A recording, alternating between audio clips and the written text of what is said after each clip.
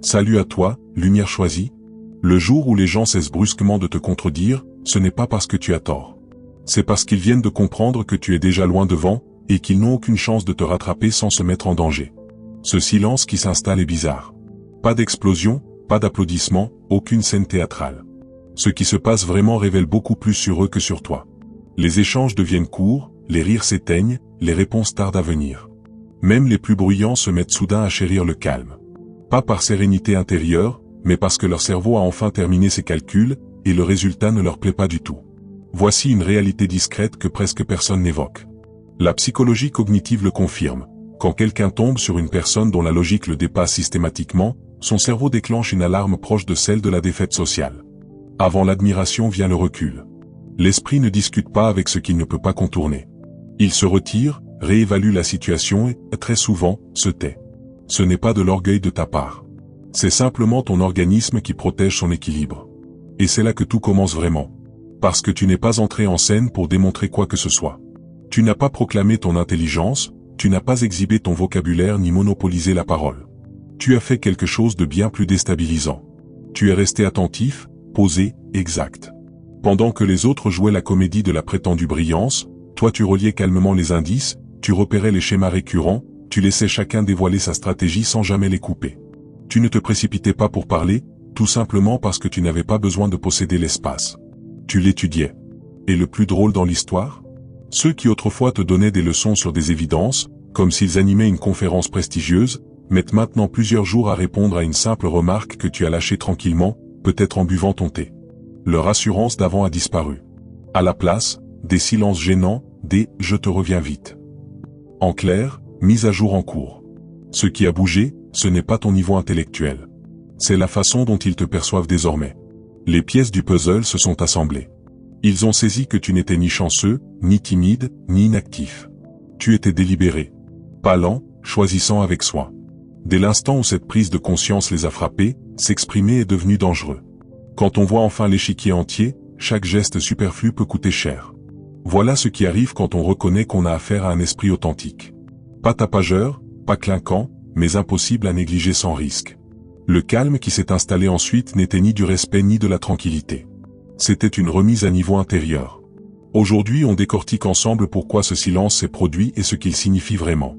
Premièrement, ils ne t'ont pas mal compris, ils ont sous-estimé la vitesse à laquelle ton cerveau traite les informations. Au début, ils te trouvaient lent, pas par manque de capacité, mais parce que tu refusais de répondre à la va-vite. Tu n'interrompais personne. Tu ne te jetais pas dans les débats pour faire tes preuves. Dans un monde qui confond rapidité et intelligence, ton silence passait pour du vide. Ils l'ont rempli avec leurs préjugés, ils t'ont parlé par-dessus, ils ont simplifié ce qui t'entourait, persuadés d'être en avance. Ce qu'ils ignoraient, c'est que tu absorbais tout simultanément, pas seulement les mots, mais les intentions cachées derrière, pas seulement l'instant, mais les cycles qui se dessinaient en profondeur. Pendant qu'ils réagissaient sur le vif, toi tu faisais tourner des scénarios mentaux. Tu observais leur comportement en mode assurance, en mode stress, en mode négligence. Tu n'étais pas lent. Tu étais complet. Et le basculement est arrivé un jour, sans prévenir. Tu as répondu. Pas avec émotion, pas avec spectacle, avec justesse. Tu as relié des éléments de conversation passée qu'ils avaient oubliés. Tu as touché le vrai problème au lieu du symptôme bruyant. Et là, l'atmosphère a changé d'un coup. Ceux qui te snobaient ont réalisé que tu étais là depuis le début, en train d'enregistrer, de trier, de comprendre en silence. Cette découverte fait mal. C'est dur d'admettre que la personne qu'on croyait distancée était en réalité en tête, mais avec une autre allure. Ton esprit ne courait pas après l'attention. Il attendait la netteté. Quand ils ont vu que tes interventions étaient rares mais toujours pile au bon endroit, leur assurance s'est fissurée. Le silence est venu, non parce que tu avais pris toute la place, mais parce qu'ils avaient besoin de temps pour se remettre à niveau mentalement. Les discussions ont ralenti. Ils pèsent désormais chaque mot. Les blagues tombent à plat. Ils ne sont plus perdus face à toi. Ils recalculent leur position par rapport à toi. La vérité, c'est que les penseurs rapides ne parlent pas forcément vite. Les penseurs profonds ne parlent pas forcément beaucoup.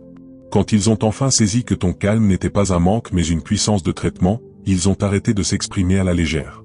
Pas par respect, par prudence envers eux-mêmes. Ils avaient mesuré ta vitesse au volume sonore.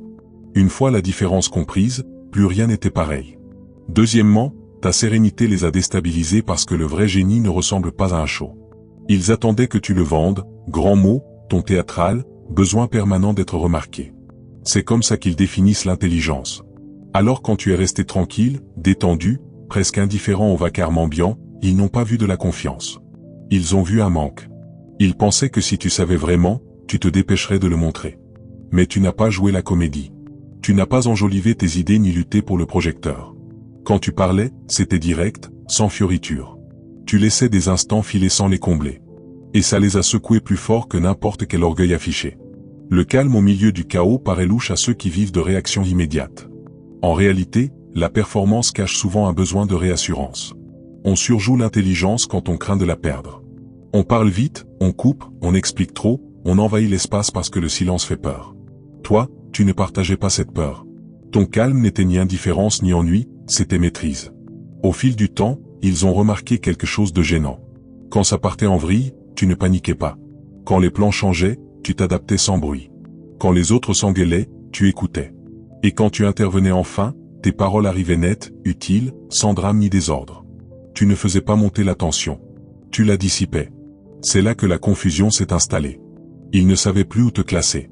Tu ne rentrais ni dans la case du bruyant malin, ni dans celle du malin complexé. Tu ne cherchais pas à gagner les débats ni à voler la vedette. Tu semblais plus attaché aux résultats qu'aux applaudissements. Ce genre de sérénité met en lumière à quel point leur propre intelligence dépend du regard des autres. Ils ont fini par voir que ton calme n'était pas passif, c'était une retenue volontaire. Tu n'étais pas absent du moment présent. Tu étais en avance dessus. Tu n'avais pas besoin de réagir parce que tu avais déjà anticipé la direction. Dès qu'ils l'ont compris, leur attitude a changé.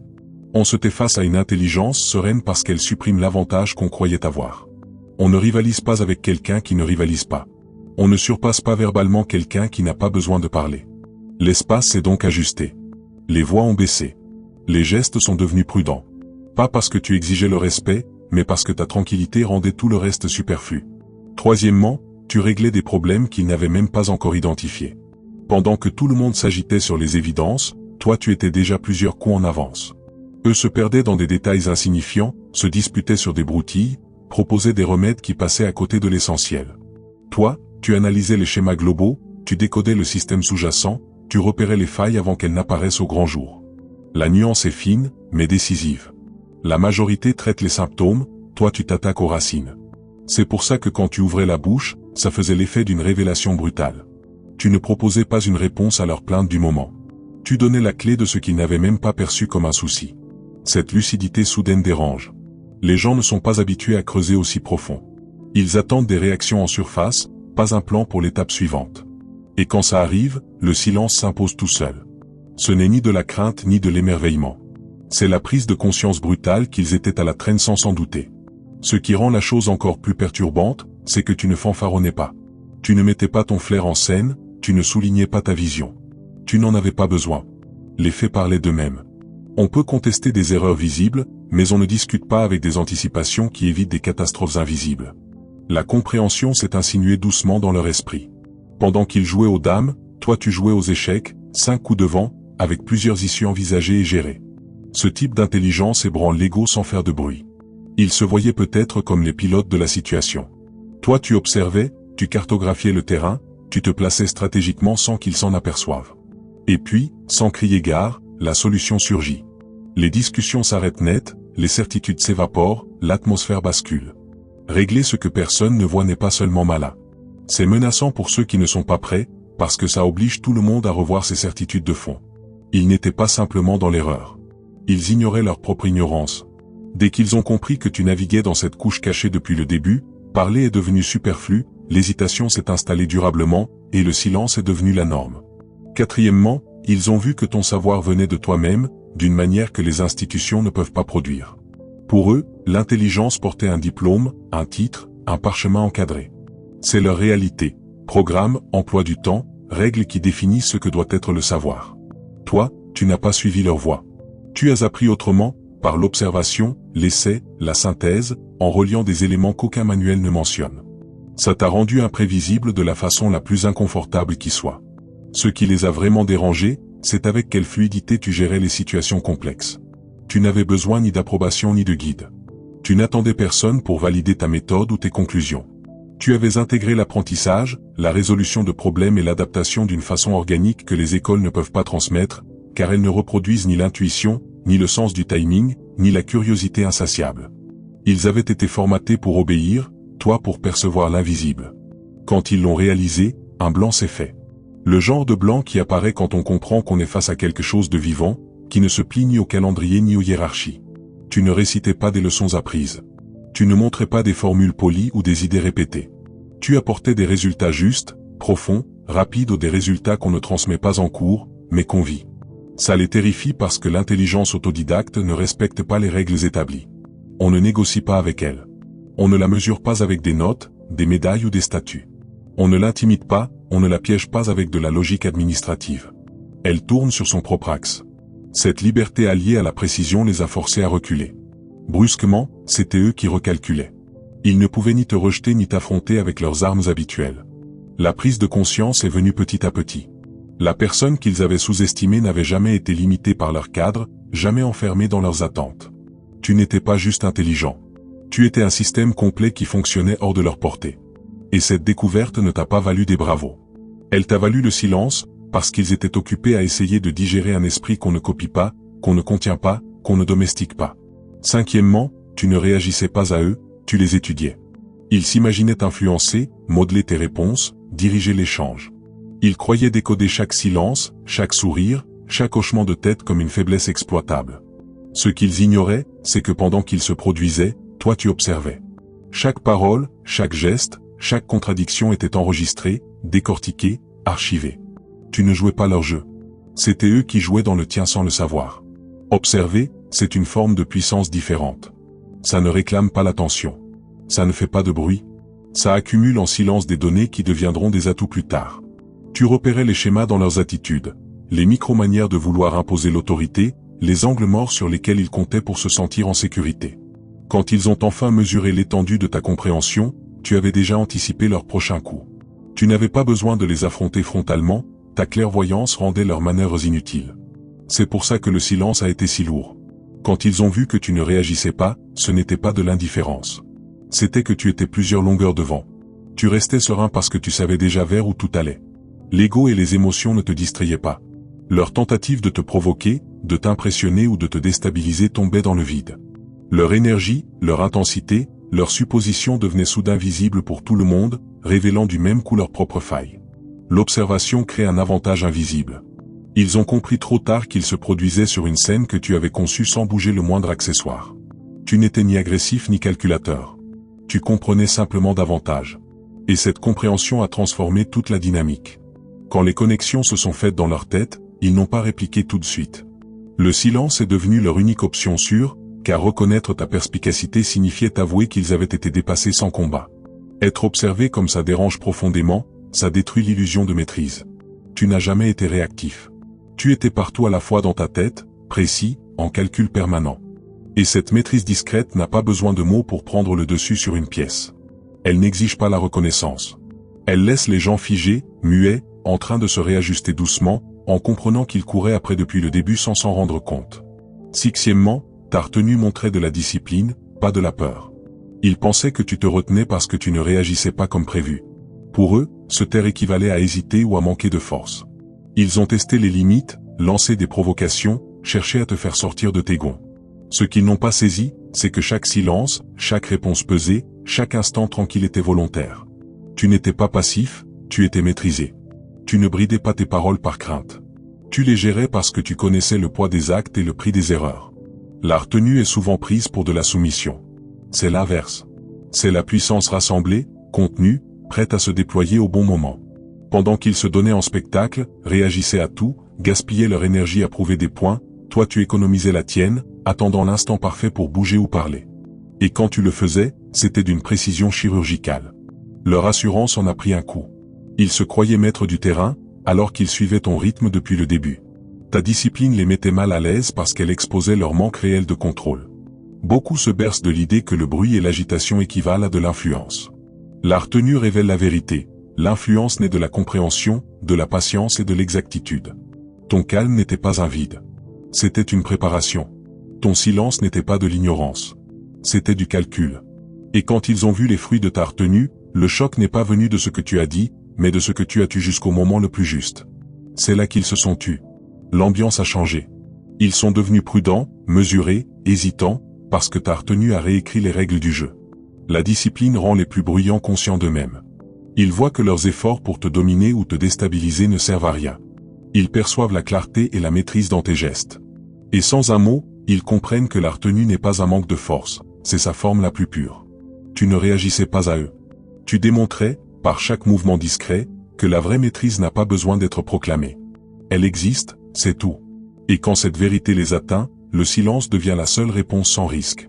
Septièmement, tu rendais le compliqué limpide, et ça a ébranlé leur identité même. Ils avaient construit leur assurance sur l'apparence de la finesse. Chaque discussion était une scène où ils prouvaient leur valeur, chaque détail mis en avant était calculé pour afficher leurs compétences.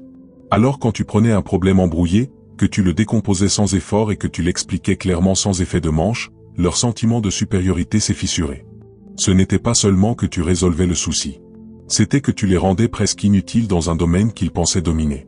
La simplicité intelligente dérange plus que le chaos, parce qu'elle met à nu les insécurités sans même hausser le ton. Tu ne compliquais rien pour impressionner. Tu n'avais pas besoin de l'aval des voix les plus fortes. Tu voyais les structures, tu comprenais les mécanismes, et tu livrais des solutions qui traversaient directement les couches de bruit inutiles. Cette netteté coupait comme une lame. Elle montrait où les gens peinaient, non pas par manque de travail ou de savoir, mais parce qu'ils avaient bâti leur identité sur la complexité elle-même. Certains associent la difficulté au talent. Quand tu prouves qu'une réponse peut être élégante, rapide et juste, tu sapes tout ce qu'ils pensaient d'eux-mêmes. La menace ne porte pas sur leur cerveau. Elle touche leur ego, l'image qu'ils ont d'eux, leur place dans la hiérarchie qui les rassure. Ils sentent l'écart tout de suite. L'atmosphère bascule. Les remarques s'interrompent. Les plaisanteries sonnent faux. L'énergie sur laquelle ils comptaient pour régner s'évapore, remplacée par une réévaluation muette. Tu n'as pas à démontrer ta supériorité. Simplifier ce qui est complexe le fait à ta place. Ils commencent à voir qu'ils jouaient aux dames pendant que tu jouais aux échecs. Leur système, leur raisonnement soigneusement monté, leurs efforts pour paraître capables, tout paraît fragile face à ta clarté naturelle. Ils peuvent essayer de discuter, d'embrouiller, de reprendre la main, mais au fond ils savent que c'est vain. L'identité fondée sur le fait de paraître intelligent ne tient pas face à la puissance tranquille de quelqu'un qui comprend sans effort. Et c'est pourquoi le silence arrive.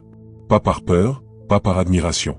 Par simple constat, quelqu'un d'autre évolue à un niveau où la complexité s'incline, les laissant digérer, s'adapter et se réajuster en silence, sans un mot. Huitièmement, ils ont réalisé que tu ne rivalisais pas. Tu fonctionnais sur un autre plan. Ils croyaient pouvoir te jauger selon leurs critères habituels, mêmes règles, mêmes repères, même concours d'ego. Ils pensaient que chacun de tes gestes était fait pour être comparé, défié, contré. Ils supposaient que tu jouais le même match, avec les mêmes enjeux, pour la même reconnaissance. Et puis la vérité les a frappés, tu ne jouais pas du tout. Tu évoluais sur un axe complètement différent, invisible sur leur carte mentale. Cette découverte désoriente. Les gens savent gérer l'intelligence quand elle reste dans des formes familières, joutes verbales, débats, démonstrations visibles. Ils peuvent suivre, anticiper, riposter. Mais quand quelqu'un sort du cadre attendu, leur système s'effondre. Tes actions ne visaient pas à gagner des disputes ni à t'imposer. Elles consistaient à décoder les systèmes, à repérer les schémas, à faire des choix précis qui rendaient leurs tactiques obsolètes. La force de ne pas rivaliser reste cachée, jusqu'à ce qu'elle frappe. Tu ne cherchais pas à prendre le dessus sur la pièce ni à imposer ton contrôle. Tu ignorais les provocations. Tu n'attendais ni validation ni ovation. C'est exactement ce qui les a déstabilisés. Ils étaient habitués à ce que tout le monde se batte sur le même terrain, avec des réactions prévisibles. Et voilà qu'une présence échappait à leur emprise, à leur prévision, à leur stratégie. Ils ont dû s'arrêter, réévaluer, repositionner. Pas parce que tu les y obligeais, mais parce que ta lucidité rendait leur petit jeu dérisoire. Évoluer sur un autre axe, ce n'est pas seulement de l'intelligence. C'est la liberté. L'immunité face aux luttes mesquines qui régissent la plupart des échanges. Quand ils le voient enfin, le silence tombe immédiatement. Pas de dispute, pas d'éclat, pas de tentative pour reprendre la main, ils comprennent que tu n'es pas sur leur terrain. Tu as glissé sur le côté, hors de leur portée. Le choc ne vient pas de tes actes. Il vient de la découverte que les règles qu'ils suivent ne s'appliquent pas à toi. Cette prise de conscience ne t'apporte pas juste un respect discret. Elle impose l'hésitation, la remise en question, et finalement le silence. Ils ne t'ignorent pas. Ils admettent que rivaliser n'a plus de sens. Tu existes dans une dimension de pensée et de stratégie qu'ils perçoivent mais qu'ils ne peuvent pas atteindre. Et cette réalité transforme complètement l'espace. Neuvièmement, tu ne cherchais pas leur approbation. Et ça a mis en lumière leur dépendance à celle-ci. Ils passaient leur temps à vouloir impressionner, dominer, obtenir des signes d'accord. Ils pensaient que tout le monde fonctionnait pareil. Pour eux, reconnaissance, bravo, consensus, voilà la monnaie de l'intelligence et du pouvoir. Ils n'imaginaient pas que tu t'en fichais. Tu n'avais besoin ni de hochement de tête, ni d'applaudissements, ni de validation pour savoir qui tu es ou ce que tu vaux. Tu fonctionnais indépendamment de leur barème, et ça les a rendus mal à l'aise d'une façon qu'ils ne pouvaient même pas nommer. Quand quelqu'un refuse la validation externe, ça expose une vérité que beaucoup fuient, leur assurance est fragile. Ils voient que leur autorité, leur influence, leur image d'eux-mêmes repose sur le regard des autres. Et quand tu arrives calme, juste, imperméable à leurs tentatives de séduction ou de pression, tout leur système s'effondre en silence. Ils ne peuvent plus compter sur les réactions d'autrui pour se sentir solides, parce que la seule personne qui ne réagit pas comme prévu opère déjà sur un autre registre. Le silence qui suit n'est pas de l'admiration. C'est une panique masquée en pause. C'est la conscience soudaine que leur ego, qui pilote tant de leur comportement, n'a aucune prise ici. Tu n'avais pas à convaincre qui que ce soit de ta valeur intellectuelle. Tu n'avais rien à prouver. Et ce détachement a révélé leur propre dépendance. Ton autonomie les a forcés à repasser chaque échange, chaque affirmation, chaque tentative de contrôle au crible. Ça les a placés dans une prudence inhabituelle. En refusant leur validation, tu as repris le contrôle du récit. Tu n'étais enchaîné ni à leur opinion, ni à leur accord, ni à leurs attentes. Tes actes, tes paroles, tes intuitions pesaient par leur justesse et leur effet, pas par les éloges reçus.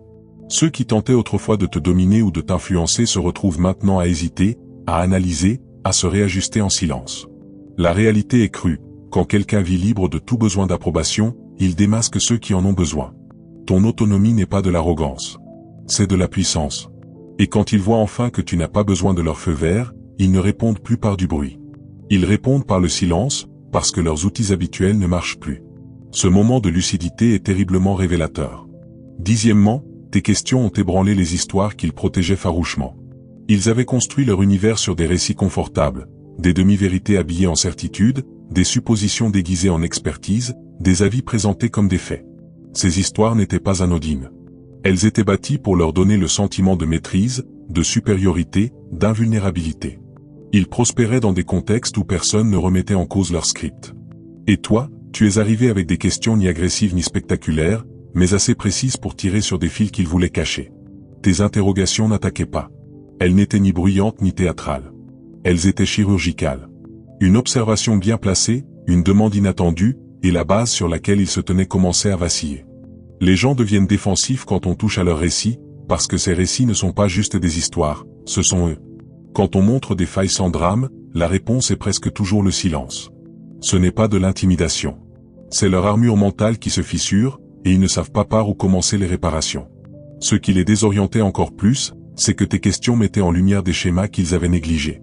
Ils voyaient des liens qu'ils préféraient ignorer, des contradictions qu'ils avaient balayées, des incohérences qu'ils avaient rationalisées. Tu ne leur disais pas qu'ils avaient tort. Tu leur montrais que leur version était incomplète, bancale, bien moins fiable qu'ils ne le croyaient. Cette mise à nu subtile terrifie, parce qu'elle n'invite pas au débat. Elle impose la réflexion. Et la réflexion n'a pas toujours de réponse immédiate. Dès qu'ils ont senti ce qui se passait, l'énergie a changé. Les échanges se sont bloqués. L'assurance s'est lézardée. Ils sont devenus vigilants sur chaque mot, car chaque phrase risquait d'exposer davantage les failles de leur récit. Parfois sans même s'en rendre compte, ils savaient que persister dans leur attitude habituelle les mettrait encore plus à nu. Le silence est devenu leur bouclier naturel, leur protection contre leur propre effondrement. Tu ne les as pas brisés par la force ou le vacarme. Tu l'as fait par la clarté et la précision. Les questions n'étaient pas l'arme. C'était la conscience qu'elles déclenchaient. En touchant aux récits sur lesquels ils s'appuient, tu les obliges à affronter des vérités pour lesquelles ils n'étaient pas prêts. Et face à ça, ils n'ont trouvé aucune réponse sans danger. Le silence est donc devenu l'unique voix. Bruyant dans ce qu'il sous-entend. 11e, ils ont compris que ton intelligence n'était pas décorative, elle était gênante. La plupart imaginent la brillance comme un ornement. Quelque chose qui embellit l'environnement, qu'on admire de loin, comme un trophée ou un accessoire élégant. C'est le genre d'intelligence qui les rassure, visible, flatteuse, inoffensive. Ce qu'ils n'attendaient pas de toi, c'est que ton intelligence ne vient pas décorer l'espace. Elle est utile, implacable, sans compromis. Elle met en évidence les gaspillages, les erreurs de jugement, les faiblesses. Elle ne caresse pas dans le sens du poil. Elle confronte. Et ça la rend dangereuse pour quiconque vit d'illusions plutôt que de réalité. Ils ont été pris de court, car pour eux intelligence rimait avec débit rapide, étalage de diplôme, numéro de malice pour obtenir l'approbation. Toi, tu ne jouais pas la comédie. Tu ne rapetissais personne pour te grandir. Tu montrais la réalité des situations qu'ils préféraient ignorer. Tu signalais des lacunes qu'ils n'étaient pas prêts à combler. Tu réglais des problèmes qu'ils ne savaient même pas exister. Ce genre de lucidité n'est pas confortable. Elle dérange. Elle oblige à regarder ses propres erreurs, ses habitudes, ses angles morts sans le coussin moelleux de l'ego ou des politesses. Le malaise est muet mais intense. On le voyait dans les silences, les rectifications hésitantes, les changements d'énergie dans la pièce. Il ne se taisait pas par admiration. Il se taisait parce que reconnaître ton esprit les forcerait à bouger, à changer, à admettre qu'ils étaient à la traîne depuis longtemps. Cette vérité est dure à avaler. C'est troublant de voir quelqu'un évoluer dans un espace où leurs raccourcis, leurs approximations et leurs spectacles n'ont plus cours. Ton intelligence ne quémande pas les bravos. Elle ne quémande pas la validation. Elle exige l'alignement avec ce qui est vrai. Et ce vrai dérange. Il secoue, il dérange, il expose les fragilités que les gens veulent garder cachées. Ils ont enfin saisi qu'ils ne pouvaient ni te manipuler, ni t'ignorer, ni marchander avec toi. Ils ont dû s'arrêter, se recalibrer, digérer ce qu'ils découvraient. Le silence est devenu leur seule option sûre. Ce n'était pas de la vénération. C'était l'aveu qu'ils avaient sous-estimé ce que signifie fonctionner sans compromis. Ton intelligence n'est pas un bijou. C'est une force en mouvement. Et cette différence laisse les gens sans voix, en train de s'adapter discrètement à une réalité qu'ils n'avaient pas anticipée. 12e, tu voyais ce que tout le monde laissait passer, et tu le nommais sans spectacle. La plupart des gens glissent à la surface de la vie, réagissant à l'évident, évitant l'inconfortable. Ils se concentrent sur ce qui saute aux yeux, sur le bruyant, sur le spectaculaire, et font semblant que les vérités subtiles qui décident vraiment n'existent pas. Toi, tu ne glisses pas. Tu perçois les courants profonds, les petits signes, les incohérences que les autres font semblant d'ignorer. Tu repères ce qui dérange, ce que les autres refusent de nommer, et tu l'exprimes avec netteté, précision, sans aucun artifice. Ce mélange désarme. Il oblige à affronter des réalités qu'on mettait commodément de côté, sans même offrir le luxe d'un drame. Dire les choses sans tambour ni trompette perturbe, parce que ça enlève les couches de faux-semblants. Quand tu identifies un problème, une contradiction, un schéma caché, tu ne l'enrobes pas. Tu ne le théâtralises pas. Tu le poses comme un fait brut, évident, incontestable. Cette façon de faire met mal à l'aise, parce qu'elle coupe court aux réponses bruyantes, aux blagues, aux diversions. On ne débat pas avec la subtilité. On ne se cache pas derrière l'émotion. On ne détourne pas la conversation. Le projecteur n'est pas violent, il est exact, et il dévoile les zones d'ombre sur lesquelles il comptait. Ce qui rend ça encore plus fort, c'est qu'il provoque la réflexion sans violence. Les gens ne réagissent pas par attaque immédiate, parce qu'il n'y a rien à combattre. Ils s'arrêtent. Ils s'ajustent. Ils reconsidèrent leur base, leur tactique, leur place. Et ce silence peut devenir assourdissant. Il n'est pas vide. C'est la machine mentale qui tourne à plein régime, qui recalcule ce qu'on avait laissé de côté. Tu n'as pas créé de tension pour montrer ta supériorité. Tu as créé de la clarté pour révéler ce qui est. Ceux qui pensaient maîtriser l'environnement, qui se croyaient aux commandes, comprennent soudain qu'une autre personne voit toutes les couches invisibles. Ils peuvent sourire, hocher la tête, continuer comme si de rien n'était. Mais à l'intérieur, ils réorganisent tout. Ils intègrent le fait que tu détiens une vision qu'ils ne peuvent pas écarter. Et cette prise de conscience les réduit au silence. En voyant ce que les autres négligeaient et en le disant simplement, tu établis ton autorité sans mise en scène, ta domination sans violence. Ta clarté est irréfutable et ta mesure l'amplifie. Personne ne peut rivaliser avec ça. On ne peut que l'absorber, se réajuster, et respecter la force tranquille de quelqu'un qui dit le vrai sans le jouer. 13e, ils ont compris qu'une fois les connexions faites, tu étais impossible à manipuler. Les gens essaient de diriger les autres comme ils dirigent leurs histoires, par la pression, l'influence, les petites manœuvres. Ils supposent que tout le monde réagit de manière prévisible, que les failles sont universelles, que la séduction, l'argument ou la peur suffit à plier les volontés. Ils ne t'avaient pas prévu. Quand ils ont vu que les pièces s'assemblaient, leur tentative de manipulation avait déjà échoué en silence. Ils ont réalisé, souvent trop tard, que leurs techniques habituelles glissaient sur toi. Tu n'étais pas résistant. Tu étais hors d'atteinte, parce que tu avais déjà décodé la structure de leurs intentions, les schémas de leur comportement, les conséquences de leurs gestes. Dès qu'on comprend qu'on ne peut pas te manipuler, l'atmosphère change d'un coup. Ils perdent le sentiment de contrôle. Où est le contrôle? Pour beaucoup, c'est vital comme l'air. Ils essaient de rattraper le coup en parlant plus fort, en insistant, en réaffirmant leur autorité, mais c'est fini. Tu ne réagis ni avec émotion ni de façon attendue. Tu ne rentres pas dans le bras de fer qu'ils espéraient. l'air devient lourd de compréhension. Ils ont essayé d'influencer quelqu'un qui avait déjà cartographié tout le système. La beauté de cette prise de conscience, c'est qu'elle se fait en silence. Tu n'as pas besoin de le souligner. Tu n'as pas à le prouver par des mots ou des actes. Le simple fait qu'ils sentent leur échec à t'atteindre suffit à modifier l'équilibre. Soudain, l'hésitation remplace l'assurance. Les mouvements calculés remplacent les impulsions. Ils parlent moins, parce que chaque mot risque de les trahir davantage. Le silence devient leur protection. Ne pas pouvoir te manipuler n'a rien à voir avec de l'entêtement ou de l'ego. C'est une question de vision. Tu vois l'architecture, les mobiles, la fin de partie avant eux. Cette lucidité détruit leur levier, et le levier était tout ce qu'ils possédaient. Quand les connexions se font et qu'ils réalisent qu'ils ne peuvent pas te plier, la pièce devient muette. Un silence n'est non de la peur, mais d'une remise à niveau. La reconnaissance que tu existes hors de leur sphère d'influence. Ils jouaient à un jeu dont tu connaissais toutes les règles. Quand ils s'en sont aperçus, il était trop tard pour inverser la tendance. Leur silence est le retentissement d'un basculement de pouvoir qu'ils ne peuvent pas formuler. 14e, ils se sont tus parce que reconnaître ta lumière les aurait obligés à se regarder en face. Il y a un instant précis où tout se connecte. Où ils comprennent enfin qu'ils t'ont sous-estimé depuis le début. Cet instant est douloureux, parce qu'il impose une confrontation avec eux-mêmes pour laquelle ils n'étaient pas préparés. Ta clarté, ton calme, ta précision ne vivent pas isolément. Ils renvoient tout ce qu'ils ont négligé, mal jugé, raté. Admettre ta valeur intellectuelle, c'est reconnaître leurs erreurs, leurs angles morts, leurs préjugés. Et cette vérité fait mal. Le silence devient la réaction instinctive, parce que parler les forcerait à affronter une réalité qu'ils fuyaient. Reconnaître la lumière de quelqu'un d'autre bouscule l'ego. Ça pousse à se demander, où me suis-je trompé? Pourquoi ne l'ai-je pas vu plus tôt? Comment ai-je pu me tromper à ce point sur quelqu'un? Ces questions ne sortent pas facilement. Elles ne s'intègrent pas dans une conversation légère. Elles n'apportent ni applaudissements ni réconfort. Ta simple présence, précise et inébranlable, illumine les trous dans leur perception. Et instinctivement, les gens se replient plutôt que d'affronter cet inconfort. Leur silence est dense, mais pas vide. C'est une remise à niveau. Chaque parole qu'ils pourraient prononcer risque maintenant de révéler leur propre aveuglement, leurs erreurs de calcul, leur trop grande confiance. Ils étaient bruyants quand ils pensaient être à égalité. Ils sont muets maintenant qu'ils voient que l'égalité n'existait pas. Ils ne découvrent pas seulement ton talent. Ils découvrent le prix de l'avoir sous-estimé. La vérité, c'est que ta lumière n'exige pas qu'on la célèbre. Elle agit, discrète, efficace, continue. Elle oblige les autres à se confronter à eux-mêmes sans un cri. Quand les pièces s'assemblent, c'est violent. Les gens se retrouvent seuls face à l'idée qu'ils ont mal lu quelqu'un dont l'esprit évolue à un niveau qu'ils peinent à saisir. Et dans cet espace, se taire devient plus sûr que parler. Ils se taisent non par respect pour toi.